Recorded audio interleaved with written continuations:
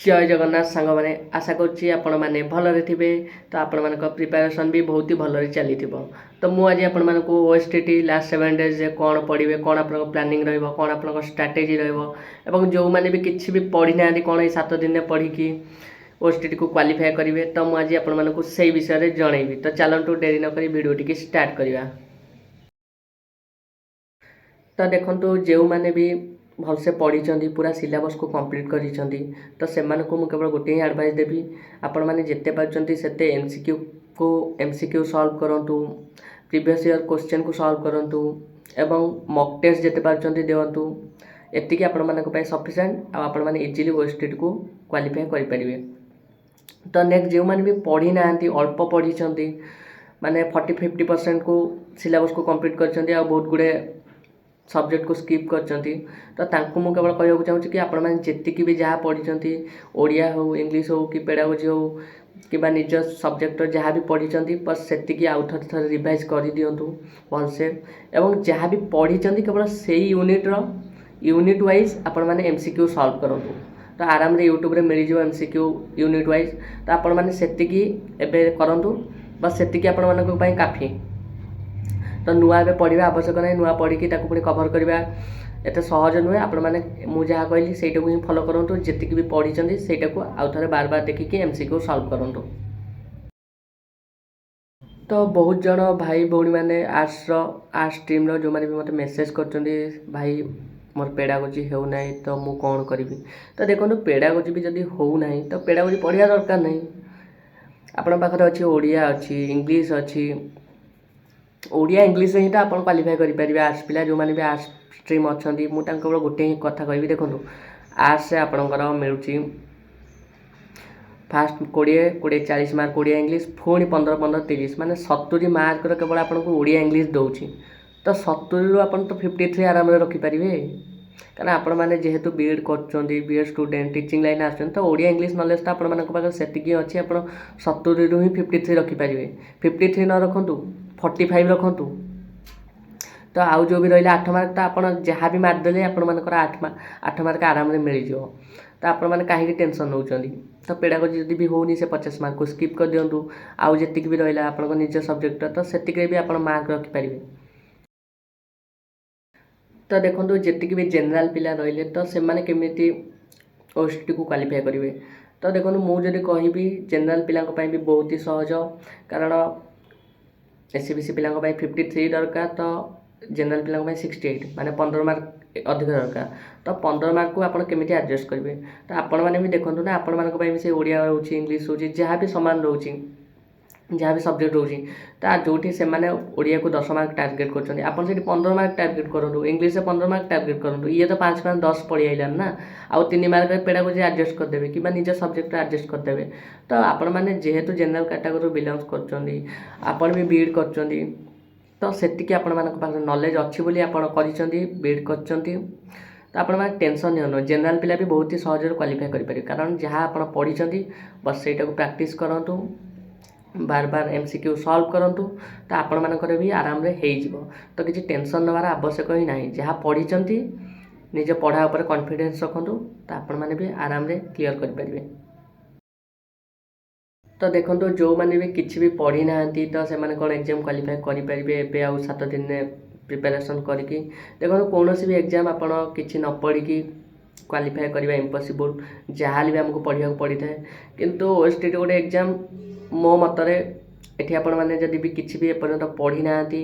आ 7 दिन अल्प किसी पढ़ी भी आपण मैंने ओएसटीटी एग्जाम को क्वालिफाई करेंगे। मु बेसिकली कहूँ जो मानकर 53 क्वालिफाइंग मार्क कारण 53 150 बहुत इजी जदि आम देखा ओडिया रोचे इंग्लिश रोचे पेडागोजी बहुत जनकर हो बहुत जनकर होनी तो सेटा को नेमिनी किंतु ओडिया इंग्लिश जेहेतु आपण मानकर 40 मार्क रोचे तो 40 रु आपण मैंने जदि भी 30 स्कोर कर दौरान तो साइंस पिला कथा मुझे कारण तांकर 40 मार्क केवल ओडिया इंग्लिश पड़ी तो 30 मार्क जब से रखिदे तो आपण मानकर जो मैंने सीबीजेड रही क्या पीसीएम पिला रही तो आराम 13 मार्क रखिपारे पुणी पेडागोजी 50 मार्क रोचे आपण मैंने जहाँ मारिदेले भी गोटे ऑप्शन भी जब मारिदेवे आपण मानकर रही तो सेटा मुझे कहूँ जो मैंने पढ़ी ना तो कहूँ କିନ୍ତୁ ଆଉ ଯେଉଁମାନେ ଆର୍ଟ୍ସ ପିଲା ରହିଲେ ସେମାନେ ତ ଖାଲି ଓଡ଼ିଆ ଆଉ ଇଂଲିଶ ପଢ଼ିକି ହିଁ ତୁମେମାନେ କ୍ୱାଲିଫାଏ କରିପାରିବ। 68 ବାଲା ବି ଯେଉଁମାନଙ୍କର 68 ଜେନେରାଲ ପିଲା ସେମାନେ ବି ଖାଲି ଓଡ଼ିଆ ଇଂଲିଶ ଆର୍ଟ୍ସ କଥା କହୁଛି ଆର୍ଟ୍ସ ପିଲାମାନେ ଆରାମରେ କ୍ୱାଲିଫାଏ କରିପାରିବେ। ତ ଆପଣମାନେ ଟେନସନ୍ ନିଅନ୍ତୁନି ଯଦି ବି ଆପଣଙ୍କୁ ପେଡାଗୋଜି ହେଉନି କିମ୍ବା ଆପଣଙ୍କ ହିଷ୍ଟ୍ରି ଜିଓଗ୍ରାଫି ଏବେ ଟାଇମ୍ ମିଳୁନି ପଢ଼ିବା ପାଇଁ ତ ଆପଣମାନେ ଖାଲି ଇଂଲିଶ ଓଡ଼ିଆ ହିଁ ପଢ଼ନ୍ତୁ ଯେତେ ପାରୁଛନ୍ତି। ତ ଆରାମରେ ଆପଣମାନଙ୍କ ପାଇଁ କିଛି ବି ଟେନସନ୍ ନାହିଁ, ଆପଣମାନେ ଟେନସନ୍ ହିଁ ନିଅନ୍ତୁନି, କେବଳ ଓଡ଼ିଆ ଇଂଲିଶ ପଢ଼ନ୍ତୁ ଆପଣ ସେତିକିରେ ହିଁ ଆର୍ଟ୍ସ ପିଲା କ୍ୱାଲିଫାଏ କରିବେ। ଆଉ ସାଇନ୍ସ ପିଲାଙ୍କ କଥା ତ କହିଲି, ଯଦି ଆପଣମାନେ କିଛି ବି ଏପର୍ଯ୍ୟନ୍ତ ପଢ଼ିନାହାନ୍ତି ତ ଓଡ଼ିଆ ଇଂଲିଶ 40ରୁ ଆପଣ ଯଦି 30+ ସ୍କୋର୍ କରିଦେଉଛନ୍ତି ତ ଆପଣମାନଙ୍କ ପାଖରେ ବି ବହୁତ ମାନେ ଚାନ୍ସ ଅଛି ଆପଣମାନେ କ୍ୱାଲିଫାଏ କରିବାର। କିନ୍ତୁ ଯେଉଁମାନଙ୍କର 68 ସାଇନ୍ସ ପିଲା ତ ତାଙ୍କୁ ତ କିଛି ବି ପଢ଼ିବାକୁ ପଡ଼ିବ ନା, ଆପଣମାନେ ଯଦି କିଛି ବି ନ ପଢ଼ିବେ ତ ଏକ୍ଜାମ୍ କ୍ୱାଲିଫାଏ କରିବାର ଚାନ୍ସ କମ୍ ଅଛି। କିନ୍ତୁ ବହୁତ ଗୁଡ଼ିଏ ମାନେ ମୋ ମତରେ ଓଏସଟିରେ ଲକ୍ ବହୁତ ସାଥ ଦିଏ, କାରଣ ଯେହେତୁ କମ୍ ମାର୍କ ଆମର କ୍ୱାଲିଫାଏ ମାର୍କ 53 ହିଁ ରହୁଛି ତ ଆପଣମାନେ କିଛି ବି ଯଦି ନ ପଢ଼ିଥିବେ ଖାଲି ବେସିକ୍ ଆଗରୁ ଯାହା ଓଡ଼ିଆ ଇଂଲିଶ ପଢ଼ିଛନ୍ତି ତ ବହୁତ ଟାଇମ୍ରେ ଆମ ଲକ୍ ସାଥ ଦେଇଦିଏ। ଆମେ ଯାହା ଯେହେତୁ ମାଇନସ୍ ମାର୍କିଂ ନାହିଁ ଆମେ ଯାହା ବି ଅପସନ୍ ମାରିଦେବା ତ ବହୁତ ବେଳେବେଳେ ବହୁତ ଠିକ୍ ହେଇଯାଇଥାଏ। ତ ସେ କଥା ମୁଁ କହିବିନି, ଯେହେତୁ ଆପଣମାନେ ପଢ଼ିନାହାନ୍ତି ତ ମୁଁ ଏଇ କଥାଟା କହୁଛି, କିନ୍ତୁ ଆପଣମାନଙ୍କୁ ପଢ଼ିବାକୁ ପଡ଼ିବ କାରଣ ଓଏସଟି ତ ବସ୍ ଗୋଟେ କ୍ୱାଲିଫାଇଂ ଏକ୍ଜାମ୍। ଆପଣ ଆଗକୁ ଯାହା ବି ଟିଚିଂ ଲାଇନ୍ରେ ଏକ୍ଜାମ୍ ଦେବାକୁ ଯିବେ ତ ଆପଣମାନଙ୍କୁ ପୁରା ଫୁଲ୍ ପ୍ରିପାରେସନ୍ ଦମ୍ରେ କରିବାକୁ ପଡ଼ିବ, ନହେଲେ ଆଜିକା ଟାଇମ୍ରେ ଚାକିରି ମିଳିବା ବହୁତ କଷ୍ଟ। ତ ଯେହେତୁ ଏବେ ଓଏସଟି ଗୋଟେ କ୍ୱାଲିଫାଇଂ ଏକ୍ଜାମ୍ ଆଉ ବହୁତ ଜଣ ବି ବିଏଡ଼୍ ଦେଉଛନ୍ତି ତ ସେମାନେ ବି ଏବେ ଆପ୍ଲାଏ କରିଛନ୍ତି ତ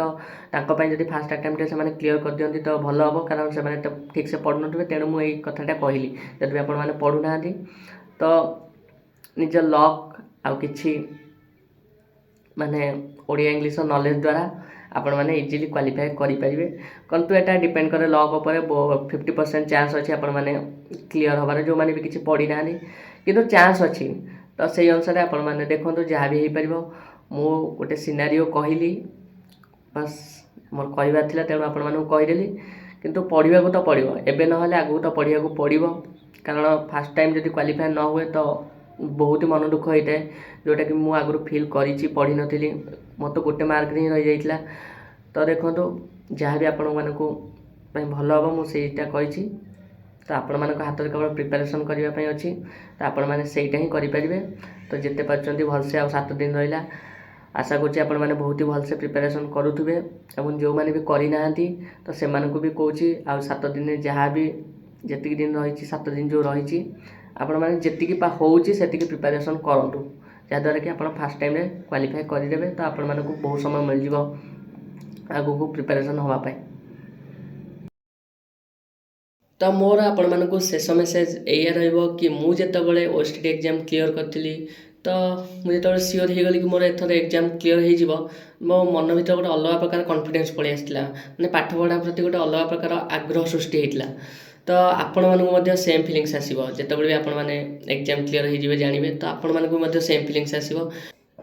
ତ ଲାଷ୍ଟ ମୁଁ ଗୋଟେ କଥା ଖାଲି କହିଦେବି ପେଡାଗୋଜି ଉପରେ। ଦେଖନ୍ତୁ ଯଦି ବି ଆପଣମାନଙ୍କୁ ପେଡାଗୋଜି ଆସୁନି ତ ଆପଣମାନେ କ'ଣ କରିବେ ନା, ପେଡାଗୋଜି ଯାହା ବି କ୍ୱେଶ୍ଚନ୍ ଅଛି ଆସିବ, ଯାହା ବି ଏକ୍ଜାମ୍ରେ ଅଛି ତ ଆପଣମାନେ ଅପସନ୍ରେ ଦେଖିବେ କେଉଁଟା ପଜିଟିଭ୍ ଆନ୍ସର୍। ସବୁବେଳେ ମନେ ରଖିଥିବେ ପେଡାଗୋଜି ଯେଉଁଟା ପଡ଼ିଥିବ ସେଇଟା ପଜିଟିଭ୍ ଆନ୍ସର୍ ପ୍ରାୟତଃ ହେଇଥାଏ। ତ ଦେଖିବେ 4ଟା ଅପସନ୍ ଭିତରୁ କେଉଁଟା ଆପଣଙ୍କୁ ପଜିଟିଭ୍ ଲାଗୁଛି ତ ସେଇ ଆନ୍ସର୍କୁ ମାରିବାକୁ ଟ୍ରାଏ କରିବେ। ତ ଏମିତିରେ ଯଦି ବି ଦେଖିବା, ଏମିତି କରିକି ବି ଆପଣ ପେଡାଗୋଜି କ୍ୱେଶ୍ଚନ୍କୁ ଆଟେଣ୍ଡ କରିପାରିବେ। ତ ବସ୍ ମୋତେ ଏଇଆ ହିଁ କହିବାର ଥିଲା ପେଡାଗୋଜି ଉପରେ। ତ ଆଉ ଯେଉଁମାନେ ପେଡାଗୋଜି ତ ପଢ଼ୁଛନ୍ତି ତ ଆହୁରି ଭଲ, ଯେଉଁମାନେ ନ ପଢ଼ୁଛନ୍ତି ବସ୍ ତାଙ୍କୁ ମୁଁ କହୁଛି ଦେଖିବେ ଆନ୍ସର୍ରେ କେଉଁଟା ପଜିଟିଭ୍ ଲାଗୁଛି ଆପଣଙ୍କୁ, କାରଣ ପଜିଟିଭ୍ ନେଗେଟିଭ୍ ଆପଣ ଦେଖିକି ପଢ଼ିକି ଜାଣିପାରିବେ। ତ ପଜିଟିଭ୍ ଯେଉଁଟା ଲାଗୁଥିବ ସେଇ ଆନ୍ସର୍କୁ ହିଁ ମାରିବେ। Thank you.